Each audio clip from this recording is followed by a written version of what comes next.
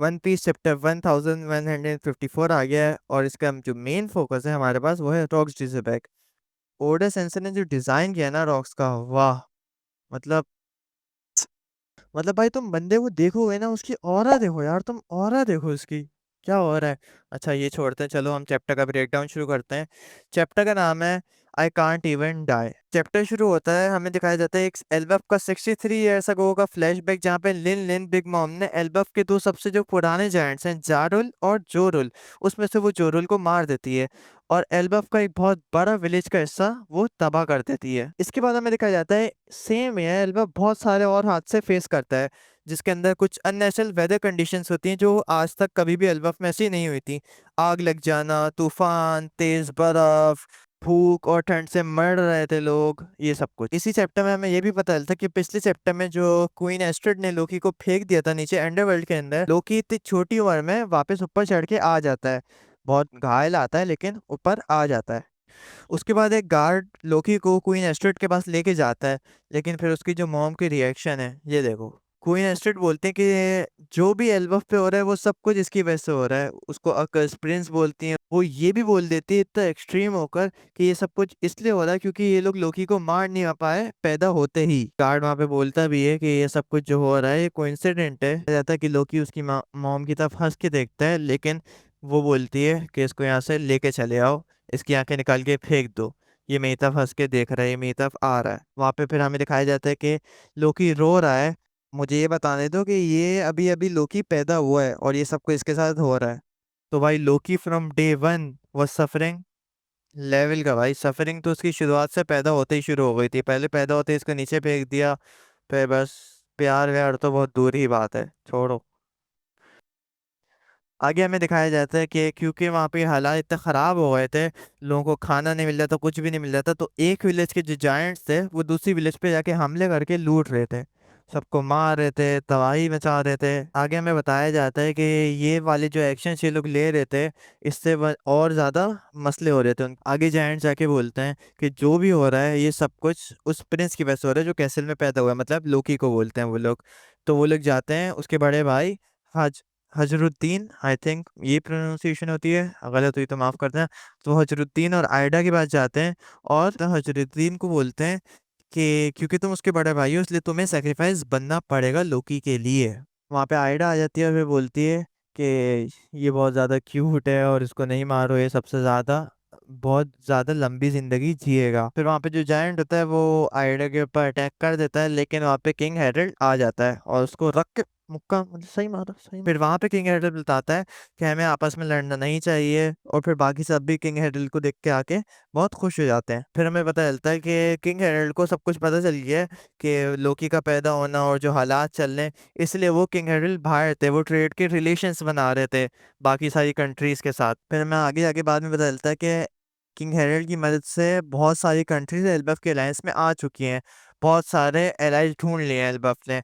अब बाकी जो एलाइज थे उन्होंने फौरन ये बात सुन के कि एल्बफ में ऐसा चल रहा है, वहाँ पे सप्लाई शिप्स भेज दिए हैं, और फिर हमें दिखता है कि सप्लाई शिप्स आ गए हैं सारे। तो मतलब एल्बफ के बुरे टाइम के अंदर जो दूसरी कंट्रीज हैं, ह्यूमन वुमेन जो थे, वो अब काम आ रहे हैं। किंग हेरल्ड बोलता है कि इंसान भले छोटा हो सकता है लेकिन उसकी विल कभी छोटी नहीं हो सकती। आगे हमें ये भी बताया जाता है कि जो सारी एलाइड नेशंस हैं उन्होंने फुल कोशिश की है कि कोई भी जायंट भूखा नहीं रहे। आगे हमें दिखता है कि वो लोग आपस में वो खा रहे हैं, रो रहे हैं, और फिर वो लोग बोल रहे हैं कि अगर आइंदा वो अगर उनमें से कोई भी इंसान जिन्होंने हमारी मदद की वो एल्बफ में आए तो हम उनकी मदद जरूर करेंगे। फिर आगे हमें दिखता है कि लोकी की मॉम क्वीन एस्ट्रिड मर जाती हैं, लेकिन मरते मरते भी वो लोकी को बोलती हैं अकर्स प्रिंस, और मरते मरते भी उसको कर्स करते आती हैं। वो ये तक बोलती है कि ये कर्स प्रिंस है और ये सब कुछ तबाह कर देगा, और अपने आखिरी सांस तक वो नहीं मानते कि ये मेरा बेटा है। फिर हमें क्वीन एस्ट्रिड का फ्यूनरल दिखाया जाता है। उसके बाद हमें दिखाया जाता है किंग हेरल्ड ने लोकी की आंखों पे पट्टा बांध दिया है, और फिर उसके बाद से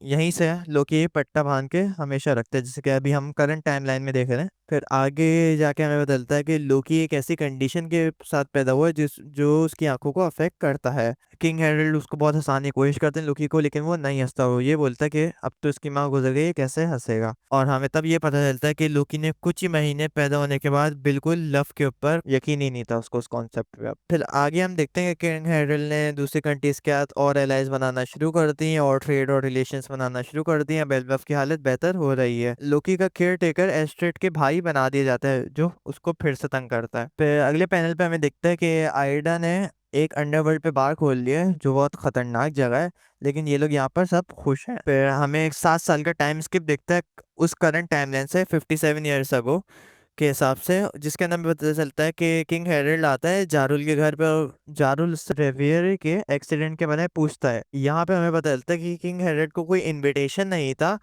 उसका एक दोस्त जो बॉडीगार्ड बनकर छुप के लेके गया था उसको। मतलब यहाँ पे भी उसने डंकी मार के अंदर गया भाई, साफ बातों में। तो वो ये बोलता है कि अगर उसको कोई सवाल करना था तो उसको अपना कवर ववर हटाना पड़ता, अपना डिस्गाइज हटाना पड़ता, इसलिए वो कोई सवाल नहीं किया उसने। फिर आगे हमें बदलता है वहाँ पे कुछ जायंट्स के बारे में। फिर हमें किंग हेडल बताता है कि वहाँ पे वो पकड़ा जाता है, लेकिन एक ऐसा एक्सीडेंट हो जाता है जिसकी वजह से वो छूट जाता है। हम उसके ऊपर आते हैं, लेकिन पहले हम ये बात करते हैं कि फिर जारुल से पूछता है कि क्या तुम्हें गैलीला के बारे में पता है। तो किंग एडल्ड हमें वहाँ पे बताता है कि गैलीला वॉर हैमर कंपनी असल में एक जायंट्स का ग्रुप है, 100 से ज़्यादा जायंट्स का, जिसके अंदर एंशिएंट जायंट्स भी हैं और तो और उसके अंदर नॉर्मल जायंट्स भी हैं। और असल में वो सब क्या काम करते हैं, वो लोग असल में शिप राइट्स थे। लेकिन फिर किंग एडल्ड बोलते हैं मुझे तो लगता था कि ये सब एक मिथ है, सब तो एक झूठ है।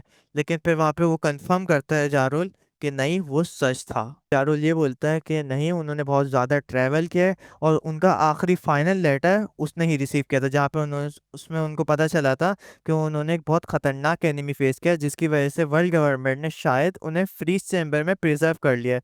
और यहाँ पे हमें उनकी पिक्चर भी दिखाई जाती है। यहाँ पे हमें दिखाए जाते हैं एंशिएंट जायंट्स। वहाँ पे जो ये बात बोलते हैं, वहाँ पे बोलता है कि इन्होंने एक बहुत खतरनाक एनिमी फेस किया और फिर उसके बाद इस समंदर के अंदर, डीप ओशन के अंदर ये लोग डूब गए। फिर वहां पे जारुल यही बोलता है कि जो तुम्हारे आइडियल्स हैं वो इसलिए शायद काम नहीं कर रहे क्योंकि यहाँ पे कोई डीपर रीजन हो सकता है। आगे जारुल ये बोलता है कि जो हमारे लोग हैं असल में वो शायद किसी के एनिमीज हैं। अच्छा चलो थोड़ा सा टाइम निकालते हैं, एक बात बताओ, तुम लोग को याद है हमने गैलीला कंपनी देखी थी वाटर 7 के अंदर? ये गैलीला और हैमर कंपनी इसके साथ मैच नहीं हो रही? कमेंट्स में जरूर बताना। क्योंकि मुझे, मेरे हिसाब से जो मुझे लगता है ना, कि क्योंकि ये दोनों कंपनीज के नाम सेम है, शायद वो जो एंशिएंट जायंट्स है उन्होंने वाटर 7 बनाया हो, क्योंकि उसका आर्किटेक्चर देख के कोई मानता नहीं कि किसी इंसान ने बनाया हो। कि वो जो गैलीला कंपनी थी असल में वो भी शिपराइट्स थे और एंशिएंट जायंट भी, वो भी शिपराइट्स थे। इससे बात मेरे ख्याल से ज्यादातर क्लियर ही हो जाती है कि जो प्लूटोन है, जो इतना बड़ा वेपन था, वो इंसानों ने ऑफ कोर्स नहीं बनाया। वो किन्होंने बनाया, वो एंशिएंट शिपराइट्स जो हैं, ये एंशिएंट जायंट्स थे जो गैलीला वॉरहैमर कंपनी के, उन्होंने ही बनाया है। अगर हम देखें ये वाला जो है पंक हैजर्ड का जो सीन है, जहाँ ये कुछ जायंट्स हमें फ्रीज हुए हुए दिखे आ रहे हैं, ये वाला सीन और ये वाला जो सीन है, ये दोनों मैच नहीं हो रहे।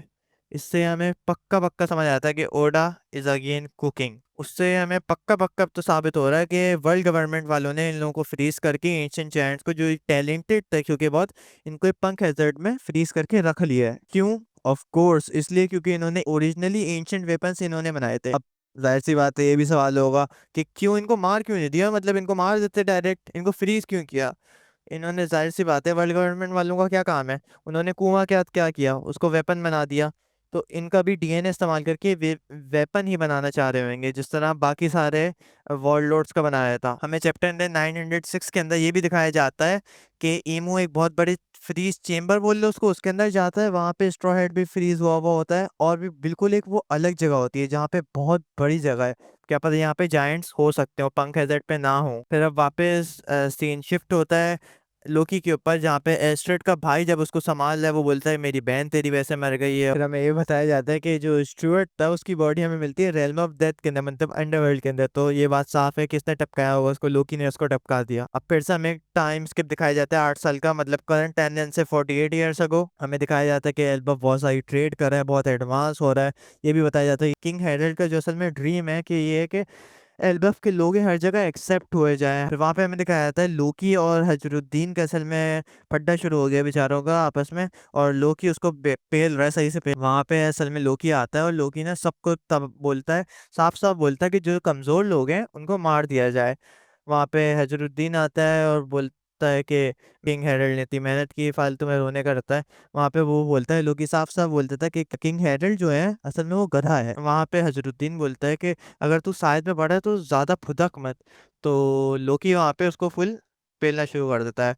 वो बोलता है कि क्या ज्यादा बोल मत, असल में मैं ही प्रिंस हूँ। फिर आगे दिखाया जाता है हमें कि उसके फ्रेंड्स आए थे, उसके दोस्त वोस्त आए थे, हजरुद्दीन को की मदद करते हैं। फिर वहाँ पे लोकी हमें दिखता है कोने में खड़ा हुआ है और वो रो रहा है, सैड है बहुत ज्यादा। फिर वहाँ पे गार्ड्स आते हैं, वो बोलते हैं कि हजरुद्दीन को नहीं मारो क्योंकि वो किंग का बेटा है।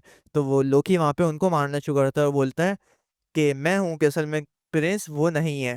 फिर वहां पे वो इतना सैड हो जाता है कि वो जो ऊपर अपर वर्ल्ड है वहां से वो जंप मार लेता है अंडर वर्ल्ड के अंदर, बाकायदा फुल सुसाइड की अटेम्प्ट मारता है, लेकिन वो फेल हो जाता है। फिर यहाँ पे वो बोलता है मैं मर भी नहीं सकता, जो कि चैप्टर का नाम भी था। मतलब इतनी छोटी उम्र में तो उसने इतना सफर कर लिया, इतना सफर कर लिया कि अब वो बस जीना ही नहीं चाहता है। फिर वहां पे जो एडिटर है उसने एक लाइन लिखी हुई है, Loki spread pain and destruction but nothing he did fill the hole in his own heart. बहुत डीप लाइन है ये, बहुत ज्यादा। और फिर वहां पे हमें देखते हैं कि रॉक्स पायरेट्स आ गए हैं और वो लोकी को देख के बोलते हैं कि भाई ये तो पक्का एल्बफ है क्योंकि ये जायंट्स का बच्चा है। फिर वहां पे हमें शिकी दिखाया जाता है, वाइट बेड दिखाया जाता है। शिकी ये भी बोलता है कि इसकी शक्ल तो बिल्कुल एक डीमन जैसी है। वाइट बेड ये बोलता है कि ये तो जायंट के एवरेज बेबी के हिसाब से ही बहुत ज्यादा बड़ा है ये। और फिर वहां पे हमें एक ये बहुत प्यारा पेज दिखता है रॉक्स का। यहाँ पे हम रॉक्स जी जेबेक को देखते हैं और भाई देखो यार इसको देखो, मतलब भाई बिल्कुल टेरिफाइंग लग रहा है, बिल्कुल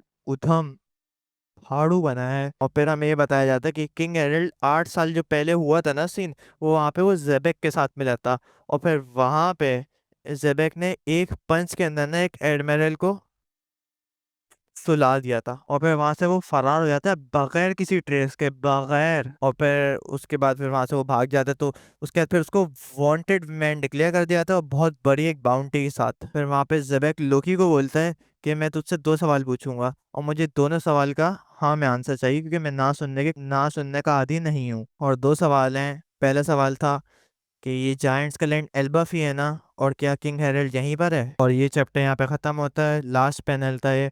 और यहाँ पे एडिटर का फाइनल कमेंट है कि द लेजेंड इज हेयर। और फिर यहाँ पे जो बात लिखी हुई है ना, यहाँ पे लिखा हुआ है कि future captain of the rocks pirates and father of emperor black beard. भाई फारू रिवील्स देखो यार, ओडन यहाँ पे मतलब गेम खेल रहे हैं ना, बहुत आगे का गेम है। यहाँ पे चैप्टर एंड हो गया है, कोई ब्रेक नहीं है नेक्स्ट वीक। और क्या पता हमें यहाँ पे जेबेक के बारे में अब अगले चैप्टर में पता चले कुछ, क्या पता कुछ उसकी पावर्स हमें दिखाए। अगर वो दिख गई ना, मतलब भाई एक सिंगल पंच में एडमायरल को मारना कोई बच्चों का काम नहीं होता है। तो इससे हम जो एक बात कनेक्ट कर सकते हैं, जो एस और ब्लैक बेड का बैटल था, गोल्डी रॉजर और जेबेक का बैटल था, इसका मतलब ये है कि वाइट बेड जानता था कि ब्लैक बियर्ड उसका बेटा है जेबेक का, लेकिन फिर भी उसने ले लिया क्योंकि जिस तरह एस के केस में लिया था, हालांकि रॉजर उसका दुश्मन था लेकिन फिर भी उसने उसको ले लिया था अपने क्रू के अंदर। आगे अभी बहुत सारे रिवील्स और भी बाकी हैं, आगे क्या पता मैं और भी चीज़ें देखें। अच्छा चलो, अगर चैनल पे नए हो तो लाइक करो, सब्सक्राइब करो यार, अभी अभी नई नई वीडियो बनाना शुरू करी है। Thank you so much for watching this video and see you next time. Bye bye.